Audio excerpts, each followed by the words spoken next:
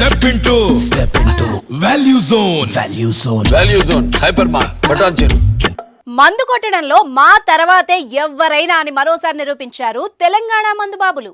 2023లో record స్థాయిలో మందు కొట్టేసి చరిత్ర సృష్టించారు. పాత సంవత్సరం పోతుందనే బాధతో ఎక్కువ తాగేశారు. తెలంగాణలో డిసెంబర్ చివరి వారంలో రికార్డు స్థాయిలో మద్యం విక్రయాలు జరిగాయి. 3 రోజుల్లో 625 కోట్ల విలువైన మద్యం సేల్ అయింది. డిసెంబర్ 28న 113 కోట్లు, 29న 179 కోట్ల మందును తాగేగా న్యూ ఇయర్ సందర్భంగా మరింత రెచ్చిపోయారు. 31న అత్యధికంగా 313 కోట్ల విలువైన మద్యాన్ని కొనుగోలు చేశారు మందుబాబులు. మందుబాబుల డెడికేషన్తో ప్రభుత్వానికి భారీగా ఆదాయం వచ్చి చేరింది.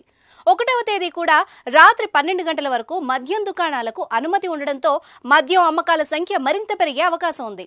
డిసెంబర్ 31వ తేదీ అర్ధరాత్రి 12 గంటల వరకు మద్యం దుకాణాలను తెరిచేందుకు రేవంత్ సర్కార్ గ్రీన్ సిగ్నల్ ఇవ్వడంతో పాటు రాత్రి 1 గంట వరకు కార్యక్రమాలు నిర్వహించుకునేందుకు అనుమతి లభించడంతో మద్యం విక్రయాలు భారీగా పెరిగాయి. 3 రోజుల్లో 4.76 లక్షల కేసుల మద్యం, 6.31 లక్షల కేసుల బీర్ల విక్రయం జరిగింది.